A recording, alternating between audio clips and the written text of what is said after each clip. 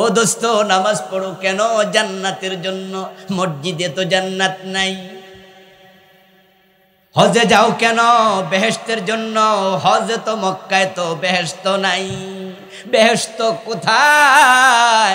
আমার রাসূল বলেন, আল জান্নাতু তাহতা আকদামিল উম্মাহাত। জান্নাত আছে তোমার মায়ের পায়ের নিচে।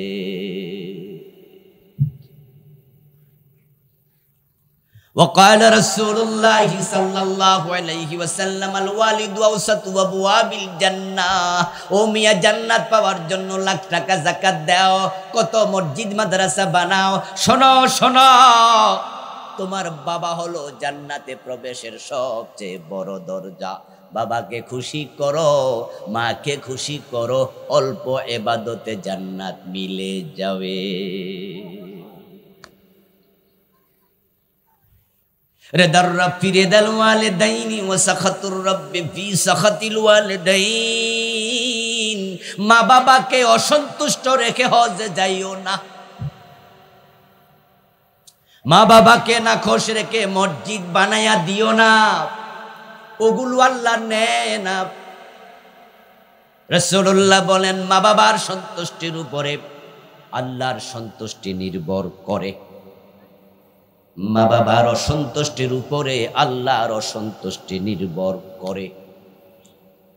অন্য হাদিসে পাওয়া যায়, যখন সকাল হয় আল্লাহ বান্দাদের দিকে নজর করেন, তাকান। তাকাইয়া যদি দেখেন গত রাতে এই বান্দার উপরে তার মা বাবা দুইজন খুশি ছিল, রাসূলুল্লাহ বলেন, বাবানে মাফতুহানে মিনাল জান্নাহ। মা বাবা খুশি, আল্লাহ ওই ছেলের জন্য জান্নাতের দুইটা দরজা সকালে খুলে দেয়। আর আল্লাহ যদি তাকায়া দেখে যে গত রাতে মারে গালি দিছে, বউয়ের কথা শুইনা মারে বকা দেয়, এমন কিছু জালেম ছেলে আসেনি? বাবার সাথে রাফ বিহেভ করে, বাবার সাথে চোখ রাঙ্গায়া কথা বলে। গত রাতে বাবারে গাইলাইছে, বাবা নারাজ হইয়া ঘুমাইছে। প্রিয় নবীজি বলছেন, আল্লাহ যদি তাকায়া দেখে তার মা বাবা তার উপর নারাজ, সকাল বেলায় জাহান্নামের দুইটা দরজা খুলে দেয়। মারে গাইলিয়া বাবারে গাইলিয়া ফজরের নামাজে গেছো, তোমার জন্য তো রহমতের দরজা আল্লাহ খুলে নাই, দোজখের দরজা খুলে দিছে। এই নামাজ ব্যর্থ হতে বাধ্য। এই জন্য ইবাদতের আদেশের পর পর মা বাবার কথা আসলো কেন? এক জায়গা দুই জায়গায় না, অসংখ্য জায়গায়। আনি আবুদুল্লাহ ওয়া বিল ওয়ালিদাইনি ইহসানা। আল্লাহ বলছে আল্লাহর ইবাদত করো, মা বাবার সাথে ইহসান করো। এরকম আলোচনা কোরআনের 3, 4, 5 জায়গায় আসছে। আনিশকুরলি ওয়ালি ওয়ালিদাইক। কৃতজ্ঞ হও আমি আল্লাহর কাছে, কৃতজ্ঞ হও মা বাবার কাছে। আল্লাহর আলোচনার পর পর মা বাবার আলোচনা করে আল্লাহ বুঝালেন, এ দুইজনকে খুশি না করলে আমি খুশি হই না।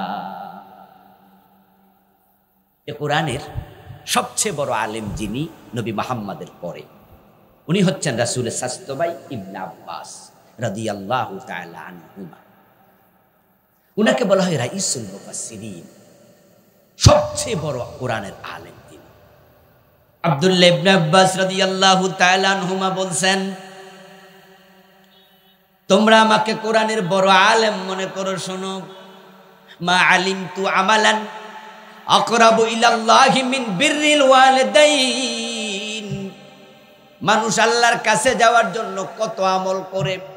আমি ইবনে আব্বাস কোরআনের সবচেয়ে বড় পণ্ডিত। তোমরা বলো, আমার সঞ্চিত এলেম থেকে তোমাদেরকে একটু এলেম দেই। সেটা হলো, মানুষ যত আমল করে আল্লাহর কাছাকাছি যেতে চায়, মা বাবার সন্তুষ্টি খেদমত যত আল্লাহর কাছে নেয়, এমন আমল আর দ্বিতীয় একটাও নাই। মা বাবাকে যদি মানুষ খুশি করে আর এই দুইজন একটু দোয়া দেয়, তোমার দুনিয়া আখেরাত দুইটা আল্লাহ কল্যাণ দিয়ে ভরপুর করে দেবে। প্রিয় নবীজি জান্নাতে গেলেন মেরাজের রাতে। রাসূল বলছে, দাখালতুল জান্নাহ ওয়া সামি'তু ফিহাল কুরআন। জান্নাতে ঢুকে দেখি আল্লাহর এক বান্দা কোরআন তেলাওয়াত করছে। আমি জিবরিল আমিনকে প্রশ্ন করলাম, মান হুয়া, ও জিবরিল, আল্লাহর এই বান্দার পরিচয় কি? কি সৌভাগ্যবান মানুষ, জান্নাত পেল, জান্নাতে কোরআন তেলাওয়াতের অনুমতি আল্লাহ তাকে দিল। কি পরিচয় একটু বলো, মান হুয়া, সে কে?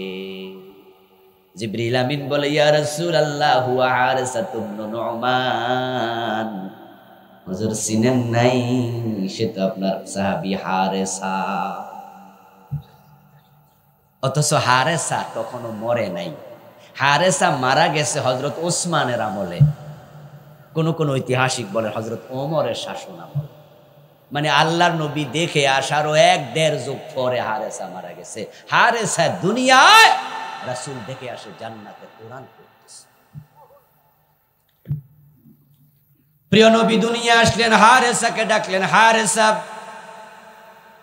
এমন কি নেকামল গোপনে গোপনে করো, আল্লাহরে কেমনে তো খুশি বানাইলা, আল্লাহ তোমার উপর কেমনে তো রাজি হলো? হারেসা বলে, হুজুর কি হইছে? কই মিয়া, আমি তোমারে জান্নাতে কোরআন পড়তে দেখে এসেছি। হযরত হারেসা ইবনে নুমান জবাব দেন, ইয়া রাসূলুল্লাহ, আপনি যা বলেন তাই করি।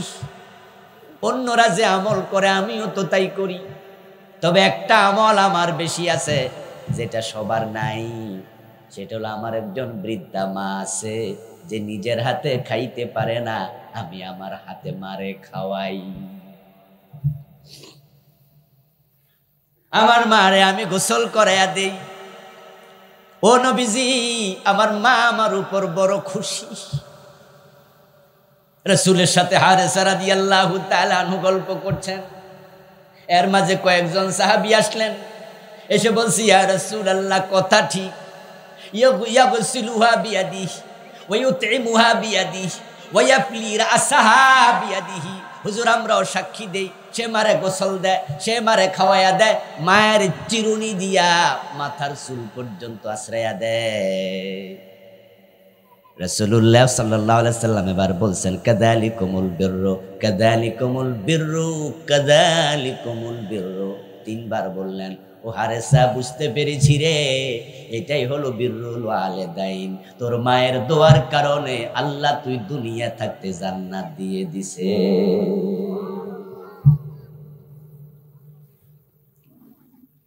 যার মা বাবা বেঁচে আছে তার বড় কপাল ভালো, তার ঘরে জান্নাত আছে।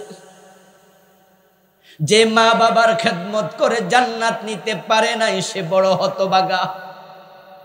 প্রিয় নবীজি একদিন মসজিদে নববীতে সাহাবীদের এক মাজলিস আলোচনা করতে গিয়ে রেগে গেলেন। রেগে গিয়ে তিনি বদদোয়া দিতে শুরু করলেন, যেটা তার স্বাভাবিকতা বিরোধী। নরমালি তিনি বদদোয়া দেন না, কিন্তু আজকে 3 বার বললেন, রাগে মানফু, রাগে মানফু, রাগে মানফু। তার নাক দুলায় মলিন হোক, সে মাটির মাঝে লুটে পড়ে যাক, অর্থাৎ সে ধ্বংস হোক। কিলা মান ইয়া রাসূলুল্লাহ, কোন একজন সাহাবী বললেন, হুজুর আপনি কাকে বদদোয়া দেন? রাসূল জবাব দেয়, মান আদরাকা ওয়ালিদাইহি ইনদাল কিবার আহাদাহুমা আও কিলাহুমা সুম্মা লাম ইয়াদখুলিল জান্নাহ। আমি সেই উম্মতকে বদদোয়া দেই যে তার মা বাবা 2 জন অথবা একজনকে বৃদ্ধ অবস্থায় পেয়েছিল, তার ঘরে তো জান্নাত ছিল কিন্তু সে জান্নাত পায় নাই। এমন উম্মত আমার দরকার নেই। এজন্য যাদের মা বাবা আছে দৌড়াইয়া যান তাদের কাছে, তাদেরকে খুশি করুন, তাদেরকে খুশি করুন। এক সাহাবী বলল, ইয়া রাসূলুল্লাহ, মা হাক্কুল ওয়ালিদাইন আলা ওয়ালাদিহিমা। হুজুর, আমি সন্তান, মা বাবার হক সম্পর্কে জানতে আসছি, আপনি একটু বলুন তো কি কি হক আমার উপর তাদের আছে। রাসূল এক কথা জবাব দিলেন, হুমা জান্নাতুকা ওয়া নারুকা। ও মিয়া, তারাই তোমার জান্নাত, তারাই তোমার জাহান্নাম। দোয়া নিবা বেহেশত পাইবা, বদদোয়া দিবে দোজখে যাবে। তারাই জান্নাত, তারাই জাহান্নাম। খুব সাবধান, খুব সাবধান। মা বাবার দোয়া আল্লাহ ফিরানা, বিশেষ করে বদদোয়া, বিশেষ করে বদদোয়া। এই 2 জন যদি বদদোয়া দেয় চল্লা যাইবা, শেষ হয়ে যাবে। প্রিয় নবী বলছে, বাবানে মুআজ্জালানি উকুবাতুহুমা ফিদ দুনিয়া। কিছু বদদোয়া, কিছু অন্যায় আছে যার রেজাল্ট দুনিয়া ভোগ করা লাগে। আখেরাতে পরে, এটা পরে, দুনিয়াতে ছাড়ে না। আল বাগিয়ু ওয়াল উকুক, দুইটা অপরাধ আল্লাহ তাআলা দুনিয়াতে শাস্তি দিয়ে মারবে, এর আগে মৃত্যু তোমাকে দেবে না। 1 নাম্বার জুলুম, 2 নাম্বার পিতামাতার অবাধ্যতা। জুলুম করবেন না, জুলুমের রেজাল্ট ভালো হয় না।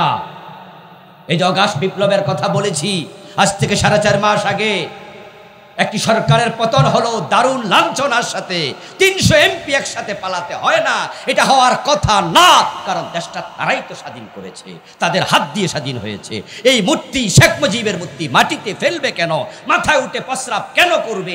এই দেশের লোক এটা করার কথা না, কিন্তু করেছে, কারণ শুধু একটা 2000-এর বেশি মানুষ 1 মাসে গুলি করে হত্যা করেছে। জুলাই মাসের 1 তারিখ থেকে অগাস্টের 4 তারিখ পর্যন্ত, অগাস্টের 5 তারিখ পর্যন্ত, এই মাত্র 36 দিন 2000-এর বেশি মানুষকে গুলি করেছে। দুনিয়াতে হত্যার চেয়ে বড় জুলুম আর কি আছে? শিরকের পরে এটা বড় জুলুম। হত্যা আল্লাহর কাছে খুবই খারাপ। লাউ আন্না আহলাস সামাওয়াতি ওয়াল আরদ ইজতামাউ ফি দামিন মুমিন লাকাব্বাহুমুল্লাহু ফিন্নার। প্রিয় নবীজি বলছেন, হত্যা কত খারাপ শোনো। আকাশ এবং জমিনের সব বাসিন্দা মিলে যদি একটা মোমেনকে হত্যা করে, আল্লাহ এত রেগে যায়, সবাইরে আল্লাহ চাইলে জাহান্নামে ফেলে দেবে। আর আপনার ক্ষমতার জন্য 2000 মেরে ফেললেন। এর আগে তো ইসলামী দলের বড় বড় নেতা 11 জনরে ফাঁসি দিলেন। আল্লামা সাইদির মতো লোকটাকেও 13 বছর আটকায়া রাখছে জেলে। আপনারা কি মনে করেন আল্লামা সাইদি আসলে খুনি? উনি ধর্ষণকারী, উনি মানুষের বাড়িতে আগুন লাগাইতে পারে?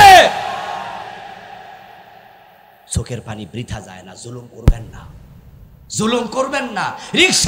রিক্সাওয়ালা তো আর চিনে না নেতার বাতি যায়, হে কয়ে যা কি মগের মূল লোক পাইছেন নাকি, নিলে নে, না নিলে নাই, আমি কষ্ট করে চালাই আনছি না, 30 টাকা দেন। রিক্সাওয়ালাটা বলার অধিকার রাখে, কারণ সে কষ্ট করছে। আর সাথে সাথে থাপ্পড় মেরে দিচ্ছে, বল আছে শুনলে। দোকান থেকে মানুষ উকি দিয়ে দেখে, কিরে রিক্সাওয়ালারা থাপড়া, কিন্তু কেউ বের হয় না। তখন রিক্সাওয়ালা বুঝা লাইছে, আরে মিস কলটা অজাগায় চলে গেছে, এদের লগে কথা কইয়া তো 1 থাপ্পড় খাইছি, বেশি কইলে মনে আরো থাপড়াবো। রিক্সাওয়ালা তখন বুঝা, ঠিক আছে কোনো কথা নাই, আস। রিক্সাওয়ালার হাত থেকে 20 টাকার নোট কেড়ে নিল, গালে থাপ্পড় দিল। রিক্সাওয়ালা কিছু কর নাই, থাপ্পড় আরো দেবে।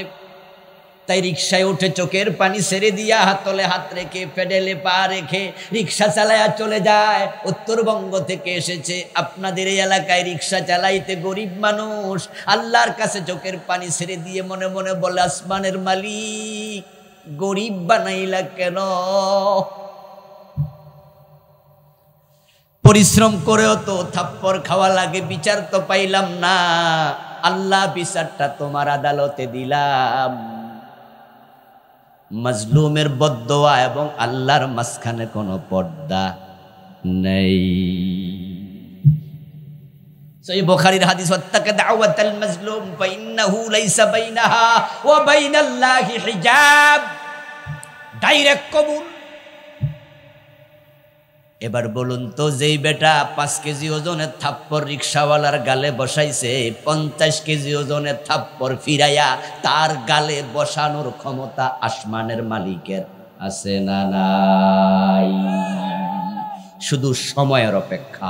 অপেক্ষা করো, এই লোক ক্ষমা না করলে অপেক্ষা করে থাপ্পড় আসতেছে, অপেক্ষা করো। জুলুম করবেন না, কোনোদিন করবেন, করলে মাপ চাইলে। হোক সে গরিব, হোক সে রিক্সাওয়ালা, অন্যায় হয়েছে তো মাঝে মাঝে মেজাজ খারাপ হয়ে যায়, করে ফেলছেন, পরে হাত সাহেব এরকম, ভাই আমার মাফ করে দে। কারণ যদি মাপ না চান, উপায় নাই, এটা ফিরে আসবে, তখন মাপ চাইয়া কুলাইতে পারবেন না। এমন জায়গায় আল্লাহ ফেসে ফেলাইয়া দেবে, এমন জায়গা প্লাস দিয়া ধরলে ছোটার সুযোগ। ঘরে চোর ঢুকছিল, বাড়িওয়ালা চোরকে পিছন দিয়া জড়াইয়া ধরছে। চোর বলতেছে যে, মিয়া আমার চিনো, মাজায় ধরলে তো আমার মিয়া 7 জনও ধরে রাখতে পারে না, তবে আমার নাকে ধরলে আমি ছুটতে পারি না। তো বাড়িওয়ালা ভাবতেছে তাহলে তো নাকে না ধরা দরকার, কিন্তু চোর বাড়ির থেকে আসার সময় নাকে তেল লাগাই আইছে। তো বাড়িওয়ালা মাজা ছাইরা দিয়ে যে নাকে ধরছে আর চোর মারছে দৌড়। আচ্ছা, নাকে ধরে রাখা যায়? চোর কয় বাড়িওয়ালার, এই ব্যাক কল বানাইয়া দিলাম, তোমার ব্যাক কল বানাইয়া দিলাম। কিছুদিন পরে ওই চোর আবার এই ঘরে ঢুকছে। বাড়িওয়ালা আজকেও টের পাইয়া মাজায় ধরছে। চোরে বলতেছে নাকে ধরো না, নাকে ধরলে ছুটতে পারি না। বাড়িওয়ালা বলে নাকেই ধরবো। চোর মনে মনে খুশি, তাহলে তো ভালো ছুটতে পারবো। কিন্তু বালিশের নিচে বেটা প্লাস লইয়া ঘুমাইছে। প্লাস বোঝেন তো, ওই যে লোহা দিয়া নাট টাট খোলে যে, এবার সে বালিশের তল থেকে প্লাস লইয়া ধরছে। এখন চোর কয়, কিরে আজকে যে শক্ত শক্ত লাগে? বলে আজকে নিজের হাতে ধরি নাই, অন্যের হাতে ধরছে। ওই দিন ব্যাককল বানাইছো, আজকে আর ব্যাককল বানাইতে পারবা না। থাপ্পড় দিয়া রিক্সাওয়ালাকে বেঁচে গেছো, আসমানের মালিক ধরলে বাঁচতে পারবা না। আরেকটা হলো উকুকুল ওয়ালিদাইন, পিতা মাতার সাথে বেয়াদবি করো না সন্তান। যদি করো তিলকাল আইয়ামু নুদাবিলুহা বাইনান নাস। কোরআনে আল্লাহ বলে আমি মানুষের মাঝে দিন ঘুরাইয়া দেই। আজকে তুমি ছেলে, কালকে হবে বাবা। আজকে যে আচরণ করছো বাবার সাথে, কালকে সন্তান সেটাই ফিরাইয়া দেবে। আজকে তুমি বউ, কালকে শাশুড়ি হবে। শাশুড়ির সাথে যে আচরণ করছো বোন, তুমি শাশুড়ি হলে তোমার পুত্রবধূ সেটাই ফিরাইয়া দেবে। এজন্য মা বাবার সাথে হোক সর্বোত্তম আচরণ, সর্বোত্তম আচরণ। ভাগাভাগি করবেন না, মা বাবাকে নিয়ে ঠেলাঠেলি করবেন না। আজকে তো এমন হয় 3 ভাই ধাক্কা ধাক্কি করে 10 দিন 10 দিন 10 দিন। মনোলজিং মাস্টার পাইছে, কেন 10 দিন ভাগ করতে হবে? মা বাবাকে কেন বলে দাও না যে আমার দরজা 30 দিন খোলা? কিসের দোষ? মা বাবা যেখানে খাইতে মন চায় সেখানে খাবে, যে ঘরে মন চায় সে ঘরে খাবে, যতদিন মন চায় ততদিন খাবে, কিসের দোষ? সব ভাই এই কথা বলে দেবে, আপনাদের যখন যেখানে মন চায় খাবে। কিন্তু মা বাবাকে 10 দিন করে ভাগ করে যখন 9 দিন যায়, 10ম দিন ইশারা দেয়, নাতি এসা কয় দাদা কালকে খানা শেষ, তখন বাবার কলবে লাগে যে আমাকে সংকেত দেশ। ওই 10 দিনের ভাগ শেষ হয়েছে, দ্বিতীয় ছেলের ঘরে গেছে, 3 দিন চলছে 13তম দিবস। এর মাঝে এসেছে শ্বশুর শাশুড়ি ওই ছেলের ঘরে, যেই ছেলের ঘরে গত সপ্তাহ খেয়েছে। বড় মাছ, রুই মাছ কিনে এনেছে। আর মা দেখেছে যে আজকে বাজার থেকে রুই মাছ আনছে, কারণ মেহমান এসেছে। মা মনে মনে ভাবে, নিঃসন্দেহে এশারের টাইমে আমারও ডাক পড়বে, রাতের বেলা যখন খাবে, আমার ছেলে কি আমাকে রেখে খেতে পারে? ছেলে বউরে কইছে মারে একটু ডাকি, বাবারে একটু ডাকি। আর বৌমা চোখ রাঙ্গায়া কয় যে 3 দিন আগে না খানা শেষ হলো, আবার ডাকা ডাকি।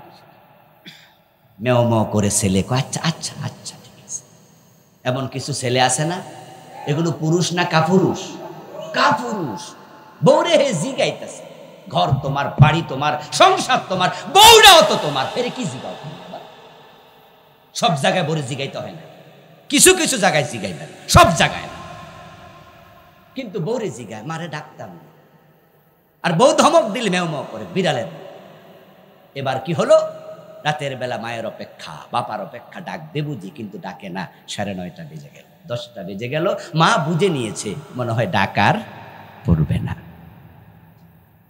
অদস্ত তখন মায়ের মনে পড়ে যায়, হায়রে মাছ, হায়রে রুই মাছ। ও ছেলে, তুই আজকে শ্বশুর শাশুড়িকে নিয়ে খেয়ে ফেললি বুঝি? তুই যখন ছোট্ট ছিলি নিজে মাছ খাইতি, কাটা বাছতে জানতি না, আমি কাটা সরাইয়া তোরে কত খাওয়াইছি।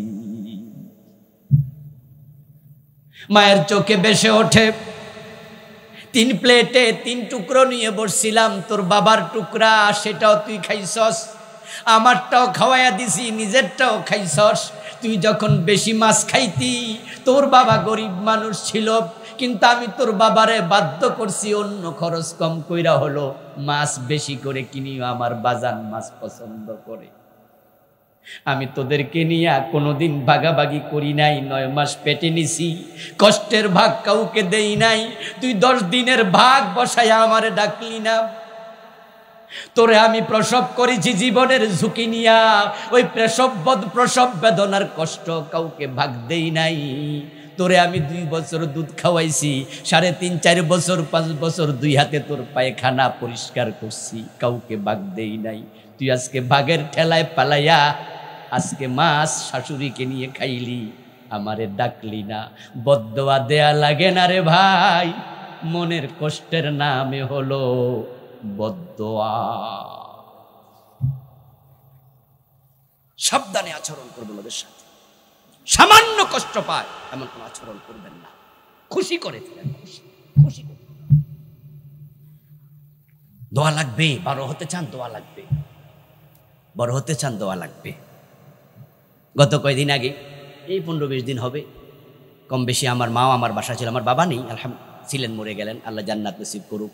খেদমত করেছি আলহামদুলিল্লাহ, এগুলো ওদের দোয়ার ফসল আজকে আল্লাহ এখানে এনেছে। আমার মা আমাকে বলল সুপারি লাগবে, সুপারি 4-5টা সুপারি নিয়ে আসো। আমি 50টা আনলাম। ভাবলাম যে সুপারি তো পচে না, সুপারি কি পচে? রাখা যায়, ফ্রিজ আছে ঘরে, রেখে দিল, 3 মাস হবে। আমার মা এগুলা দেখা আমার বউরে কইতাছে, মনটা খুশি হইয়া গেল। আরে 50টা সুপারি আমার থেকে মাত্র কত টাকা জানি নিল? 200 না 250 টাকা নিল। আলহামদুলিল্লাহ, আল্লাহ আমাদেরকে যে পজিশন দিয়েছে, 200-250 হাজার তো কোনো টাকা না, আল্লাহ যা দিয়েছে। তো আমার মাকে আমি 200-250 টাকার সুপারি কিনে দিছি, উনি চাইছিল 5টা, আমি আনছি 50টা। এমন খুশি হইল, কয় যে মনটা খুশি হয়ে গেল। আচ্ছা, দোয়া কি আর লাগে? এটার নাম কি দোয়া নয়? আর আপনি যে মাকে রাইখা খাইছেন, ওই যে মা মনে মনে কষ্ট পাইছে, এটা কি বদদোয়া নয়?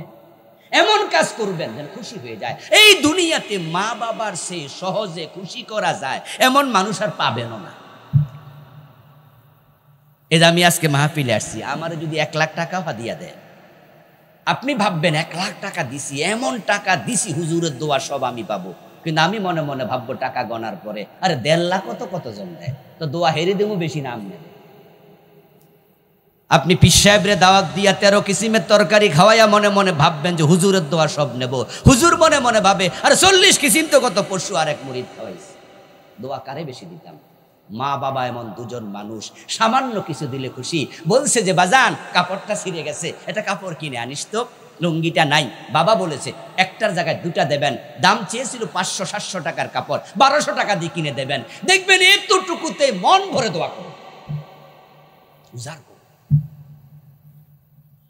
আর উল্টা পাল্টা চলবেন, গজবে পড়ে যাবেন। নাতিকে খাবার দেয় চুরি করিয়া, নাতির খাবার ফল আনতে বলছে, একটু আঙ্গুর আনিও তো, তোমার ফলা পছন্দ করে। এখন আঙ্গুর কিনে আনছে ঠিকই, আইনা মা বাবার সামনে দেয় নাই, ওই জানালা দিয়া বাহির দিয়ে ঢুকাই দিছে, কয় যে ওরা যেন না দেখে, নয়তো ভাগে কম।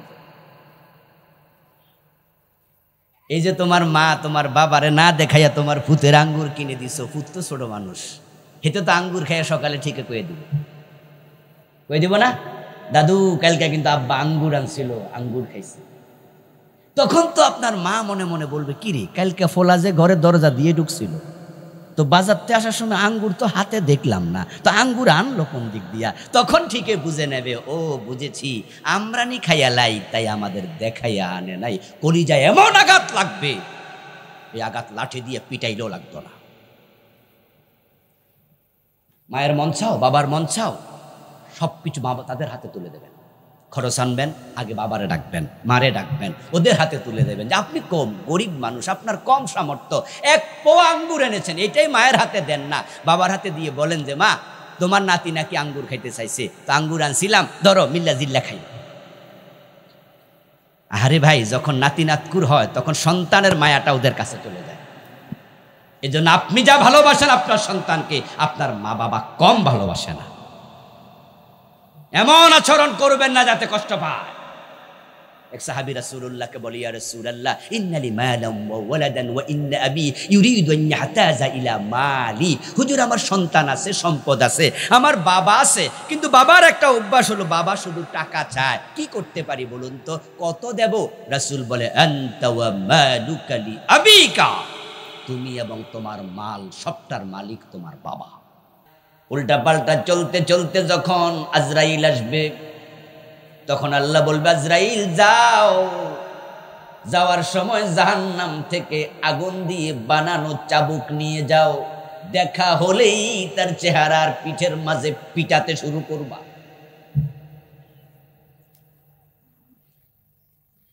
ولو ترى إذ يتوفى الذين كفروا الملائكة يضربون وجوههم وأدبارهم وذوقوا عذاب الحريق। নবীদের কাল্লা এমনটা চান না, নবীদেরকে তিনি ভালোবাসেন, তাই তাৎক্ষণিকভাবে ধৈরা সোজা করে দিছেন। আদমের যখন কাপড় খুলে পড়ে গেল, আদম তখন বুঝে ফেলছে লক্ষণ বেশি, এই কথা কোন কিছু লক্ষণ বেশি সুবিধা না, কিরে কাপড় যে খুলে গেল। আচ্ছা বলেন তো, কাপড় দিছিল কে?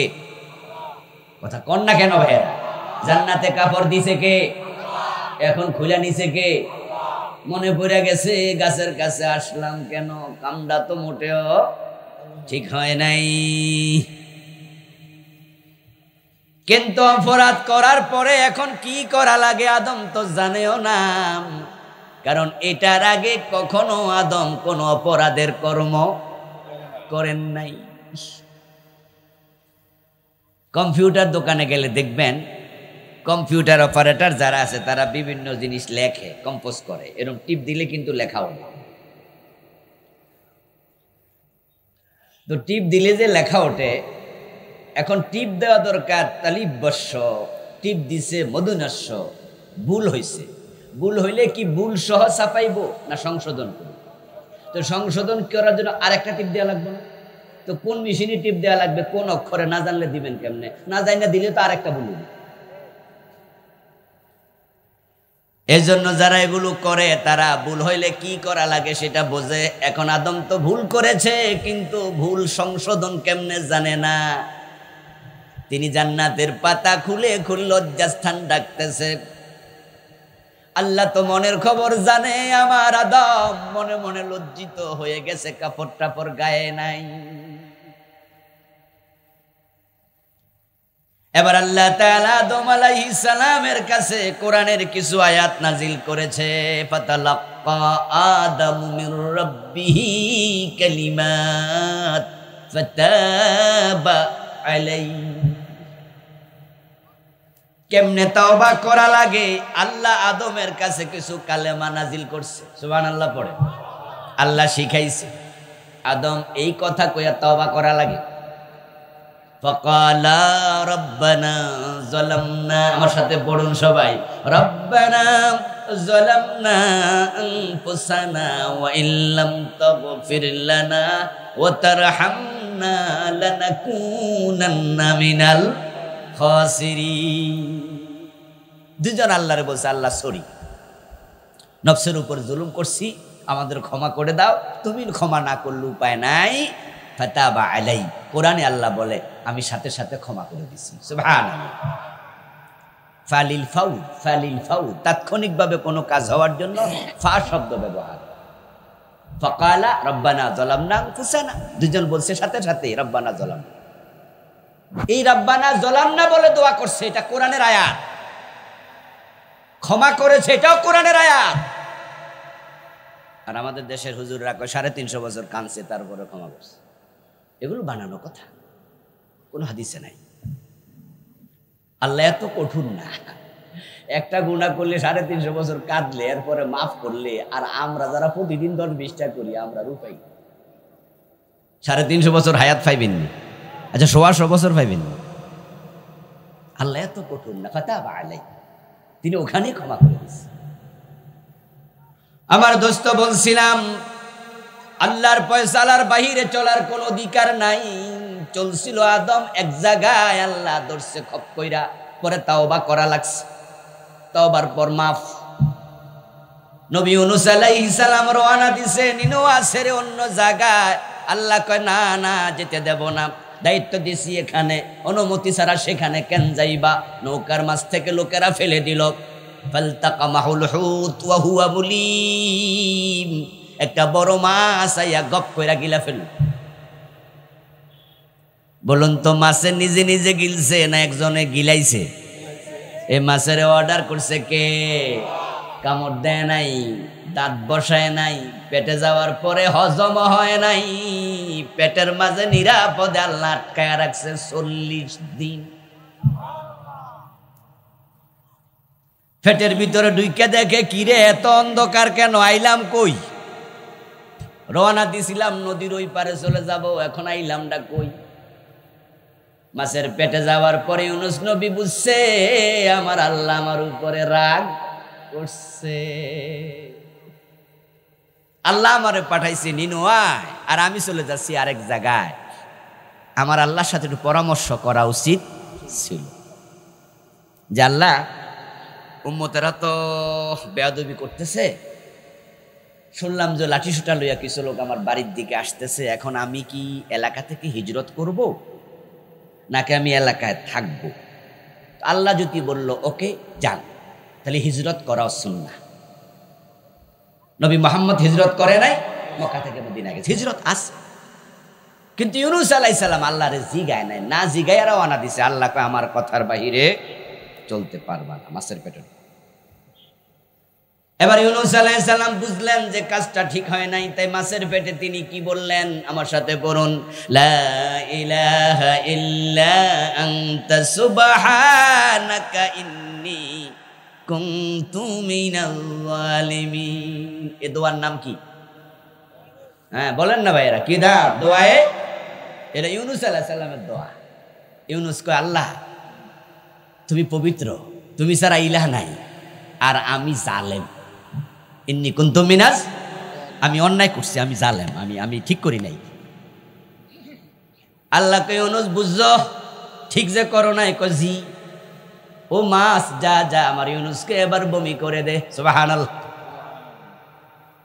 ওই মাছটা অনেক বড় ছিল, তার পেটে 40 দিন। কোরআন মাজিদ অন্য আয়াত আল্লাহ তাআলা বলেন ফালাউলা আন্নাহু কানা মিনাল মুসাব্বিহিনা লালাবিসা ফি বাতনিহি ইলা ইয়াউমিন ইউবআসুন। আল্লাহ বলে ইউনুস যদি মাছের পেটে আমি আল্লাহর তাসবিহ না বলতো, ইন্নী কুনতু মিনাজ জালিমিন না বলতো, মাছের পেটে ইউনুসকে কিয়ামত পর্যন্ত আটকায়া রাখতাম।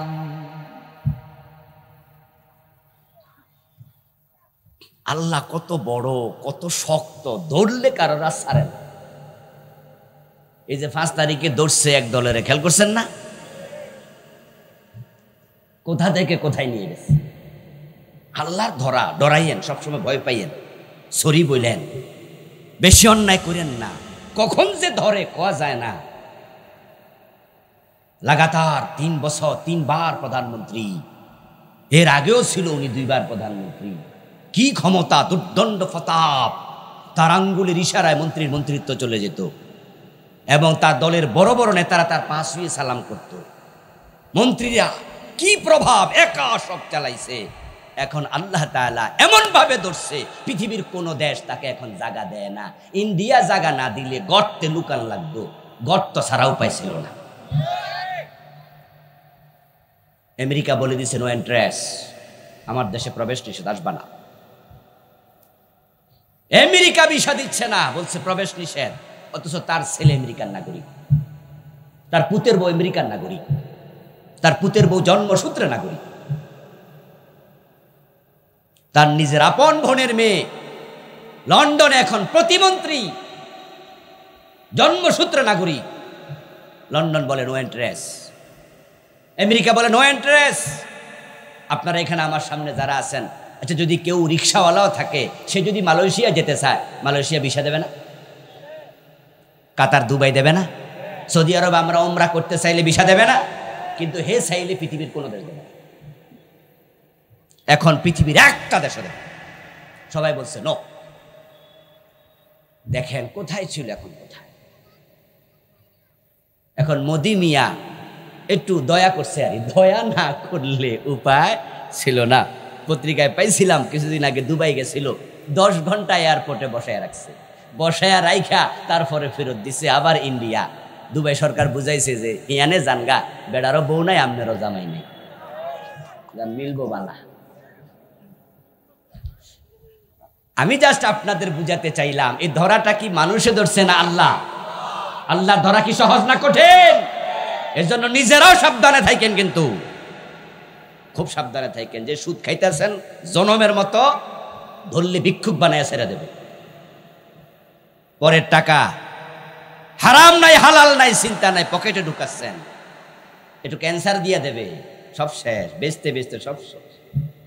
কিডনি দুইটা ড্যামেজ করে দেবে, ডায়ালিসিস করতে করতে ভিক্ষা করা লাগবে, সব শেষ হয়ে যাবে। এই জন্য জীবনে চলতে গেলে আল্লাহর রহমত দরকার আছে না নাই? আল্লাহ ফয়সালা করে, আল্লাহর ফয়সালা এক, আল্লাহ ছাড়া করে ইবাদত করো না। আর আল্লাহর ফয়সালার বাহিরে চলার অধিকার কারো নাই। যে চলে তারই ধরে। নবী ইউনূসকে ধরেছে, আদমকে ধরেছে, আর আমনে আর আমি কেন? শয়তানকে বলছিল, শয়তান মা মানআকা আল্লা তাসজুদা ইয আমারতুক, বলেছিলাম আদমকে সিজদা কর, তুই কেন সিজদা করলি না? শয়তান আল্লাহ তাআলার একটা কথা শুনে নাই। শয়তানকে আল্লাহ তাআলা কি বললেন? ফাখরুজ মিনহা ফাইন্নাকা রাজিম, তুই আমার জান্নাতের সীমানা থেকে বেরিয়ে যা, এখন থেকে তুই অভিশপ্ত। আপনি ভাবতে পারেন এই শয়তান তো ইবাদত করতে করতে ফেরেশতাদের সাথে মিশে চলতো, ফেরেশতাদের কাতারে মিশে গেছে। কানা মিনাল জিন, সে মূলত ছিল জিন জাতির লোক, কিন্তু ইবাদতের কারণে অনেক উপরে উঠে গেছে। কোন আলেম বলেছেন সে মুআল্লিমুল মালাইকা ছিল, ফেরেশতাদের শিক্ষা দিত, তালিম করত। কিন্তু আল্লাহর একটা কথা শোনে নাই, একটা কথার বাহিরে গেছে। আল্লাহ কয় ফাইন্নাকা রাজিম, এখন থেকে তুই অভিশপ্ত, তুই কাফের। আমরা যারা আল্লাহর কথার বাহিরে চলতেছি একটু সাবধান হওয়া দরকার না? আমরা আল্লাহর কাছে সরি বলবো, ইস্তেগফার করব, ক্ষমা চাইব। আমরা মানুষ। নবীরা যদি আল্লাহর কথার মাঝে মাঝে বাহিরে চলে যায়, বাবা আদম নবী হইয়াও যদি আল্লাহর কথা লঙ্ঘন করে, আমরা উনার ছেলে, আমরা নবী না, সাহাবী না, তাবী না, তাবে তাবী কিচ্ছু না, আমাদেরও কিছু ভুল হবে, এটা রহমান জানে। এজন্য তাওবার একটা দরজা আছে, যেটা বানাইছে আর কোনোদিন বন্ধ করে নাই। সূর্য পশ্চিম দিক থেকে উদিত হওয়ার আগ পর্যন্ত তাওবা কবুল হতেই থাকে। লা তাকনাতু মির রাহমাতিল্লাহ, ইন্নাল্লাহা ইয়াগফিরুয যুনুবা জামিআ। ও গুনাহগারেরা, গুনাহ করে হতাশ হইও না। আমি আল্লাহর রহমত থেকে হতাশ হইও না, বরং তুমি যদি তাওবা করো, যত গুনাহ করেছো আল্লাহ সব গুনাহ একসাথে মাফ করে দেবেন। শয়তান বড় দুষ্ট, সে না মাঝে মাঝে আমাদেরকে হতাশ করেও আল্লাহর ইবাদত থেকে সরাইয়া দেয়। রাতের বেলায় বন্ধুদের ফাঁদে পড়ে মদ খাইয়া ফেলছে, অথচ কখনো মদ খায় নাই। সে ভালো মানুষে, নামাজ টামাজ পড়তো, আপনাদের এলাকারই ছেলেপুলে আছে, ও বন্ধু বান্ধবের সাথে মিশতে গিয়ে রাতের বেলায় একটু মদ খাইয়া ফেলছে। মদ খাওয়ার পরে ফজরের টাইমে যখন আজান হয়েছে, অন্যদিন তো ফজরের নামাজ পড়ে, আজকে আজান হওয়ার পরে টের পাইছে। টের পাওয়ার পরে শয়তান তারে কইতাছে, এই বেডা রাতে মদ খাইছ, এখন আল্লাহর সামনে নামাজে খারাইবি, লজ্জা লাগে না? তোর ফেডের ভিতরে তো মদ, এই মদ লইয়া ফেডের ভিতরে নামাজ পড়বি, তোর শরম লাগে না? তখন সে কয় ঠিক কথাই তো, যাক অন্যায় তো কইরা লাইছি, তাহলে নামাজও পড়বো না। শয়তান হাততালি দিয়া কয় কামের কাম করছি, রাতে করাইছি এক গুনাহ, এখন করাইছি আরে। আবার বন্ধু রাতের বেলায় জেনা লিপ্ত হয়ে গেছে, শয়তান ফজরের টাইমে এসে কানে কানে ফড়া দেয়, বলে তুই তো রাতে ব্যভিচার করছস, আল্লাহর সামনে তুই দাঁড়াবি, এই চোখ নিয়া চেহারা নিয়া শরম লাগে না? ও কয় ঠিক কথা তো, আমি তো গুনাহগার, এত বড় গুনাহ করছি, কোন শর্মে আল্লাহকে বলি ইয়াকা নাবুদু, আল্লাহ তোমার গোলামি করি না, ঠিক আছে পড়মু না। শয়তান হাততালি দিয়া কয় কামের কাম করছি, রাতে জেনা করাইছি, এখন ফজরের নামাজ কাজা করাইছি, আস্তে আস্তে করে দিন থেকে দূরে সরাইয়া দেয়। তাই আমার আল্লাহ বলো, আমার বান্দারা আমার রহমত থেকে নিরাশ হইও না।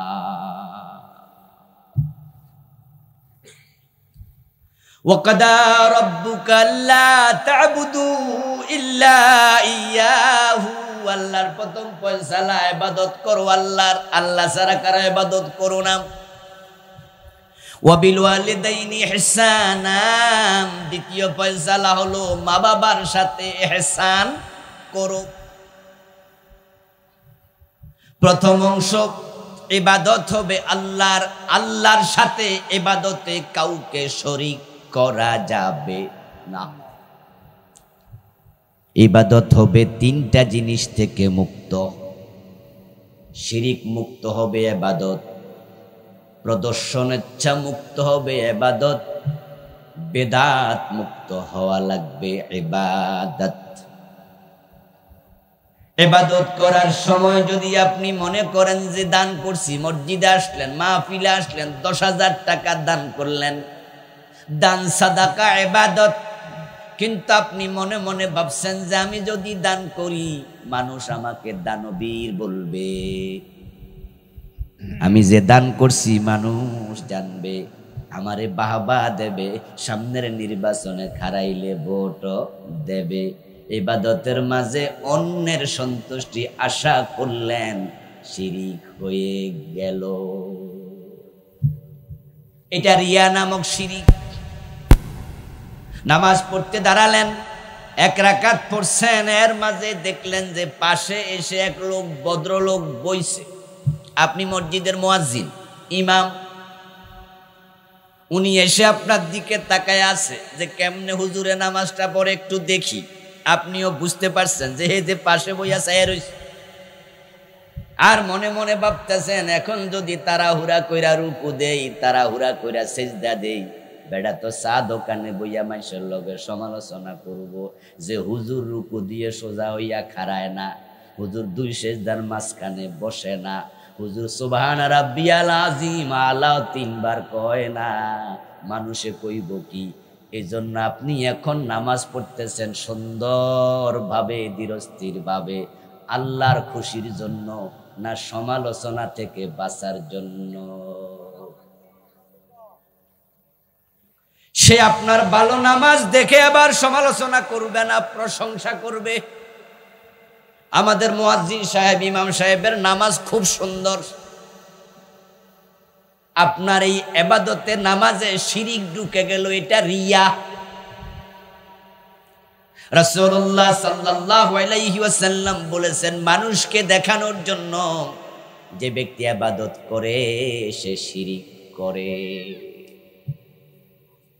তাই তো হাসরের ময়দানে আল্লাহ তাআলা যখন মানুষের আমলের হিসাব নিতে যাবেন, তিনি বলবেন, ও দুনিয়ার মানুষ শোনো, মান আমিলা আমালান ওয়া আশরাকা মাইয়া গায়রি তারাকতু, তোমাদের মাঝে যারা নেক আমল করেছো দুনিয়ায়, ওই আমল করার সময় শুধু আমার সন্তুষ্টি তোমার উদ্দেশ্য ছিল না, তুমি অন্য কিছু যোগ করছো, আমি আল্লাহ আজকে তোমাকে ছেড়ে দিলাম, তোমার মতো বান্দা আমার প্রয়োজন নাই। খুব সাবধান। আল্লাহর ইবাদত হবে, আল্লাহরই হবে, এর সাথে দুনিয়ার কাউকে ঢুকানো যাবে না। কুল ইন্না সালাতি ওয়া নুসুকি ওয়া মাহইয়ায়া ওয়া মামাতি লিল্লাহ, বলুন আমার নামাজ, আমার কুরবানি, স্যাক্রিফাইস, আমার জীবন, আমার মরণ, সব কিছু শুধু কার জন্য? শুধু আল্লাহ। এজন্য ইখলাস তৈরি করতে হবে ইবাদতে, শিরক করা যাবে না। আর কিছু কিছু তো আছে ডাইরেক্ট শিরিক, যেগুলো রিয়া নয়, ডিরেক্ট শিরকে আকবর। যেমন সেজদা, সেজদার মালিক কে? কথা বলুন, আবার বলেন। পীর সাহেবরে যে দিলেন, পীরের পায়ে সেজদা দেয় এমন লোক বাংলাদেশে নাই। মাজারে সেজদা দেয় এমন আছে না নাই? সেজদার মালিক কে? এই ইবাদত শুধু আল্লাহর। অন্যকে সেজদা দিলে আপনার ঈমান শেষ। ইবাদত হবে শুধু আল্লাহর, তাই সেজদা হবে শুধুই তার। ও দোস্ত, সন্তান চাইবেন, দোয়া করবেন আল্লাহর কাছে, আল্লাহ আমার ছেলে দাও, রাব্বি হাবলি মিনাস সালিহিন। ও আল্লাহ আমার একটা নেক সন্তান দাও। এটা আল্লাহ দিতে পারে, আল্লাহ ছাড়া সন্তান দেওয়ার ক্ষমতা কারো নাই। কিন্তু আপনি পীর সাহেবের মাজারে যাইয়া চাইছেন, খাজা বাবা আমার একটা ছেলে দাও। এবং হুজুর মাহফিল আইসা কয় আল্লাহর দন রাসূলকে দিয়া আল্লাহ গেছে গায়েব হইয়া। রাসূলের দন খাজা লইয়া শুইয়া আছে আজমিরে, কেউ ফিরে না খালি হাতে খাজা বাবার দরবারে। বক্তা মাহফিলে আইসা শিরিক প্রচার করে, কোন দেশে আছে? শ্রোতারা আবার সুবহানাল্লাহ কইয়া জিন্দাবাদ দিতেছে। নাউজুবিল্লাহ বলা দরকার ছিল, ঠিক না? খাজা বাবা কোত্থেকে দেবে? উনি তো মরে গেছে। যিনি মরে যায় তার কবরে তুমি চাইতে যাইও না, কবরে গেলে কিছু দিতে যাও, কবরে কখনো চাইতে যেও না। রাসূলুল্লাহ শিখাইছে কবরে যদি যাও তাহলে কি বলবেন? আসসালামু আলাইকুম আহলাদ দিয়ার মিনাল মুমিনিনা ওয়াল মুমিনাতি ওয়াল মুসলিমিনা ওয়াল মুসলিমাতি আনতুম লানা সালাফ নাহনু লাকুম তাবা ইনশাআল্লাহু বিকুম লাহিকুন নাসআলুল্লাহা লানা ওয়া লাকুমুল আফিয়া। সালাম দেবেন, বলবেন আপনাদের প্রতি সালাম ও মুমিন মুমিনা নরনারী কবরবাসী, তোমরা চলে গেছো আগে, আমরাও পিছনে আসতেছি, কিছুদিন পরে হাসরের ময়দানে একসাথ হব, দেখা হবে। আর শেষে বলবেন তোমাদের জন্য আমাদের জন্য আল্লাহর কাছে ক্ষমা চাই। কবরে গেলে তার জন্য ক্ষমা চাইবেন, দোয়া দিবেন, কিছু নিজে চাইবেন না, কারণ যে মরে গেছে সে দেয়ার কোনো ক্ষমতা তার আর। আপনাদের এই কিশোরগঞ্জের সবচেয়ে বড় হুজুর যদি মারা যায় আর আপনি সেখানে যান, যাই দেখবেন যে লাশ শুয়ে আছে সটা। তা আপনি বললেন যে হুজুর আমি আপনার কাছে আসছি, হুজুর আপনি মারা গেছেন শুনে আসছি, উনি শুনছেন? কথা জবাব দেবে তো? কবরে দেওয়ার পরে সান কেন? হে তো হুনেই না, দুনিয়া থাকতেই তো হুনে না, মাটির উপরে তো চুপ করে আছে, নিজের গায়ের জামা নিজে খুলতে পারে না, একজনে খুলে দেয়, নিজের গোসল নিজে দিতে পারে না, তাই মুদ্দারে আরেকজনে গোসল দেয়, নিজের কবরে নিজে নামতে পারে না, আরেকজনে শোয়াইয়া দেয়, নিজের কাপড় নিজে পরতে পারে না, অন্য বেড়া পরাই দেয়, আর ওর কাছে গিয়া হুজুর কিছু দেন। ইবাদত হবে শুধু আল্লাহর, শিরিক মিশ্রিত ইবাদত গ্রহণযোগ্য নয়। আমি শিরিক নিয়ে বই লিখেছি, এটা বাংলাদেশে চলমান 29টা লিখছি। এখানে আমার লেখা মোট 8টি বই আছে আলহামদুলিল্লাহ, আমার ড্রাইভারের কাছে গাড়িতে আছে, ছোট্ট বই, বাংলাদেশে চলমান 29টা লিখছি। পড়বেন, জানবেন, শিরক যেখানে সরে আসবেন। ওয়াকাদা রাব্বুকা আল্লা তা'বুদু ইল্লা ইয়া, ইবাদতের সাথে শিরিক মিশ্রিত করা যাবে না। রিয়া যেন ঢুকতে না পারে, সাবধান। আরেকটা বলেছি, সেটা হচ্ছে বিদআত। যখন ইবাদতে বিদআত ঢুকে যায়, ইবাদত আল্লাহ ফেলে দেয়, এটা বিকৃত ইবাদত। বিকৃত ইবাদত আল্লাহ নেয় না। এখন বাংলাদেশে নামাজে বেদাত ঢুকেছে, আজানে বেদাত ঢুকেছে, ইবাদতের কত জায়গায় ঢুকছে, অভাব নাই। রাসূলুল্লাহ সাল্লাল্লাহু আলাইহি ওয়াসাল্লাম বলেছেন, হাল্লাত শাফাআতি লি উম্মতি ইল্লা সাহিবা বিদআহ, আমার উম্মতের জন্য কিয়ামতের দিন আমার শাফাত আল্লাহ বৈধ করে দেবে, কিন্তু যারা বেদাতি তাদের জন্য সুপারিশের অনুমতি নাই। وقال رسول الله صلى الله عليه وسلم إن الله لا يقبل لصاحب بدعة صوما ولا صلاة ولا حجا ولا عمرة ولا صرفا ولا عدلا يخرج من الدين كما تخرج الشعرة من العجين رواه ابن ماجه নবীজি মুহাম্মদ সাল্লাল্লাহু আলাইহি ওয়াসাল্লাম বলেন, যারা বেদাতি হয়ে যায় আল্লাহ তাদের নামাজ কবুল করে না, রোজা কবুল করে না, হজ কবুল করে না, জিহাদ কবুল করে না, ওয়ালা সারফান ওয়ালা আদলান, কোনো ইবাদত কবুল হয় না। বেদাতিরা দিন থেকে এমন ভাবে বেরিয়ে যায় আটার খামির থেকে টান দিলে চুল যেমন বেরিয়ে যায়।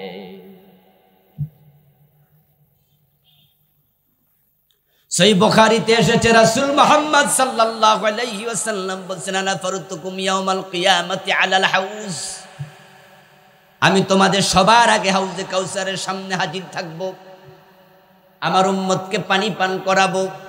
একদল লোক আমার সামনে হাউজের পানি পান করতে আসবে, আমি তাদেরকে উম্মত ভেবে পানি পান করাতে যাব। ফায়ুহালু বাইনি ওয়া বাইনাহুম, হঠাৎ করে দেখব তাদের মাঝে আর আমার মাঝখানে একটা পর্দা পড়ে গেছে। তাদের হাতে হাউজে কাউসারের পানি আমি দিতে পারবো না। ফাকুলু ইন্নাহুম মিন্নি, তখন আমি আওয়াজ দিয়ে বলবো, কি হলো কি হলো, তারা তো আমার উম্মত। ফেরেশতারা দৌড়ায় আসবে। ফায়ুকালু ইন্নাকা লা তাদরি মা হাদাসু বা'দাক, ও প্রিয় নবীজি আপনি জানেন না, ইন্নাকা লা তাদরি, আপনি জানেন না, মা আহাদাসু বা'দাকা, এগুলো 2 নাম্বার উম্মত, ওরা আপনার মৃত্যুর পরে আপনার দ্বীনকে বিকৃত করে ফেলেছে। আপনি ইসলামকে যেভাবে রেখে এসেছেন সেভাবে মানে নাই, অসুবিধা হলে বাদ দিছে, সুবিধা হলে বাড়াইছে। ফাকুলু সুহকান সুহকান লিমান গায়্যারা বাদি, রাওয়াহুল বুখারী, সহিহ বুখারীর হাদিস শোনাচ্ছি দোস্তগণ। রাসূলুল্লাহ বলেন, তখন আমিও বলবো, দূর হ দূর হ, যারা আমার ইসলামকে উল্টা পাল্টা করছিস তোরা হাউজের পানি পাবি না, আমার শাফাআত তোদের কপালে নেই। আমার সামনে যারা বসে আছেন রাসূলের শাফাআতের আশা করেন কিনা? দরকার আসেনি না নিজের আমল দিয়ে ফিরে যাবে?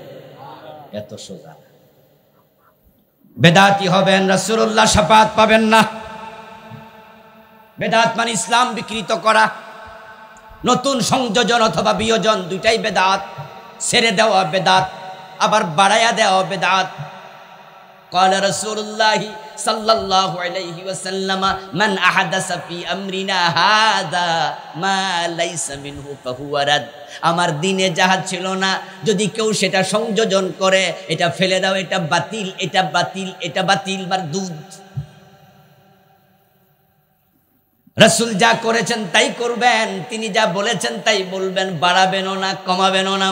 রাসূলুল্লাহ ঈদ করেছে 2টা, ঈদুল ফিতর, ঈদুল আযহা, নামাজ পড়েছে 2 রাকাত করে, 2 ঈদে খুতবা দিছে 2টা। কেমনি ঈদুল ফিতরে গরু আপনার উদ করা লাগে, ঈদুল আযহায় গরু জবাই করা লাগে, ছাগল জবাই করা লাগে, রাসূল সব শিখাইছে। এটাই হলো ঈদ উদযাপনের ইসলামী তরিকা। এখন বাংলাদেশে ঈদে মিলাদুন নবী আরেকটা ঢুকাইছে, ঢুকাইয়া মিছিল করে সকল ঈদের সেরা ঈদ, ঈদে মিলাদুন নবী। আপনি যে ঈদে মিলাদুন নবী ঢুকাইলেন, আপনারটা সেরা হয়ে গেল কি দিয়া? ঈদে মিলাদুন নবীতে নামাজ কয় রাকাত করেন? ঈদের নামাজ কয় না, নাই। ঈদে মিলাদুন নবীতে খুতবা আসেনি? কয় নাই। ঈদে মিলাদুন নবী কেমনে পালন করেন? হাদিসে আসেনি, হাদিসে তো শব্দটাই নাই, তাই ওটাই। ঈদে মিলাদুন নবী নামে কোনো ঈদের অস্তিত্বই তো নাই, কিন্তু আপনি সেরা বানাই দিলেন, তো রাসূলেরটা বুঝি পান। আপনি আজান দিতে যাবেন, আজানের আগে আপনি দুরূদ শরীফ চালু করে দিলেন, আসসালাতু ওয়াসসালামু আলাইকা ইয়া রাসূলুল্লাহ, দুরূদ পড়তেছে, পাইলেন কই? রাসূল তো বেলালকে শিখায় নাই, আবু মাহজুরাকে শিখায় নাই, তো রাসূলুল্লাহ যেটা শিখায় না সেটা আপনি কোথায় পেলেন? বললেন দুরুদ ভালো জিনিস, পড়লে অসুবিধা কি? আমি বলবো হ্যাঁ দোস্ত, যুক্তি ঠিক। জোহরের নামাজের ফরজ 4 রাকাত, 2 রাকাত পড়ার পরে তাহিয়াতু পড়লেন, আবদুহু ওয়া রাসূলুহু অতটুকু বলে দাঁড়ায়া গেলেন বাকি 2 রাকাত পড়ার জন্য। এখন কেউ যদি বলো হুজুর আমি তখনও দুরূদ শরীফ পড়তে চাই,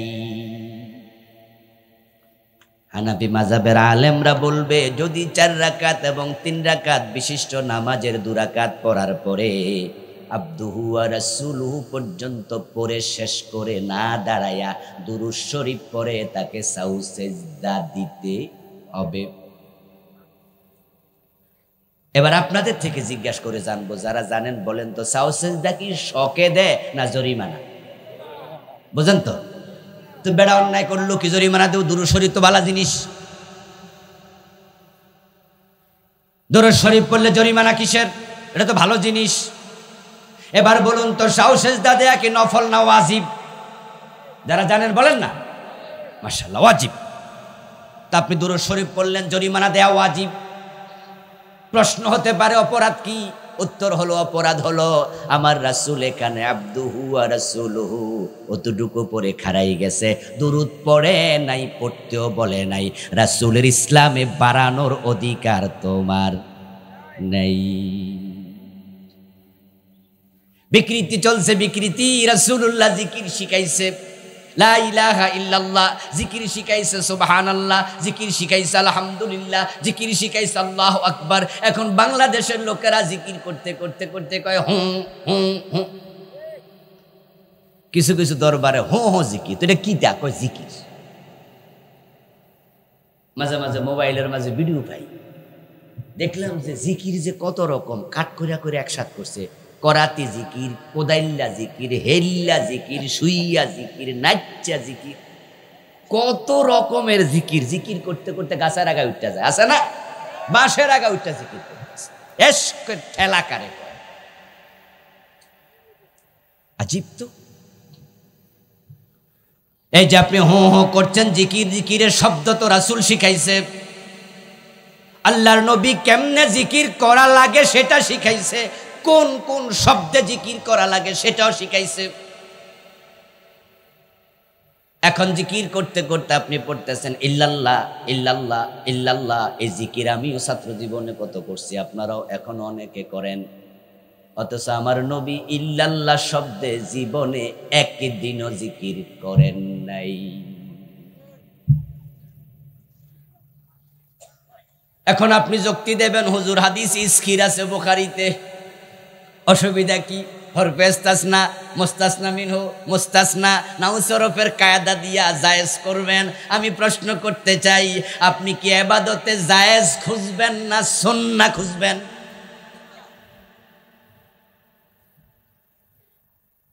রাসূল যেমনে শিখাইছে আপনি তেমনে করবেন, উল্টা পাল্টা চলবে না। করলে বিপদ, করলে বিপদ। ইমাম যদি ভুল করে, প্রিয় নবীজি সাল্লাল্লাহু আলাইহি সাল্লাম বললেন, ও মুক্তাদিরা শোনো, লিররিজালিত তাসবিহু ওয়া লিন্নিসাইত তাসবিক। তোমরা যারা পিছনে মুক্তাদি, পুরুষেরা বলবা সুবহানাল্লাহ, ইমামরে লোকমা দিবা সুবহানাল্লাহ বলে। যদি মহিলা মুসল্লি থাকে হাতের উপরে হাত মারবে, মুখে কিছু বলবে না।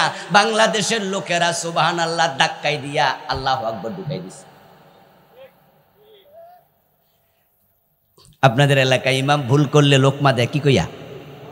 আল্লাহু আকবার। রাসূল শিখাইলো সুবহানাল্লাহ, বাংলাদেশের পাবলিক ঢুকাইছে আল্লাহ। কেন আপনার কাছে কি রাসূলেরটা মজা লাগে না? বেদাত চলছে দোস্ত, বেদাত নিয়ে বই লিখছি আলাদা, বাংলাদেশে চলমান 38টা লিখছি। ওয়াজ করে তো মাহফিলে চলে যাই, বক্তারা চলে যায়, শ্রোতারা অর্ধেক ওয়াজ মাঠে রাইখা যায়, ভুলে যায়। অর্ধেক বাড়ি নেয়, সপ্তাহখানেক পর ওখান থেকে আর অর্ধেক চলে যায়। যারা খুব মেধাবী তাদের মনে থাকে, অন্যরা আসতে ভুলে যায়। কিন্তু আমি বই লিখছি, 8টা লিখছি এই জন্য বিষয়ভিত্তিক, যেন পরে আপনি বোঝেন যে 38টা বেদাত আমার জীবনে থাকলে বেদাত পরিত্যাগ করিতেই। ওয়াবিল ওয়ালিদাইনি ইহসানা, আল্লাহর আরেকটা ফয়সালা হলো মা বাবার সাথে ইহসান করো।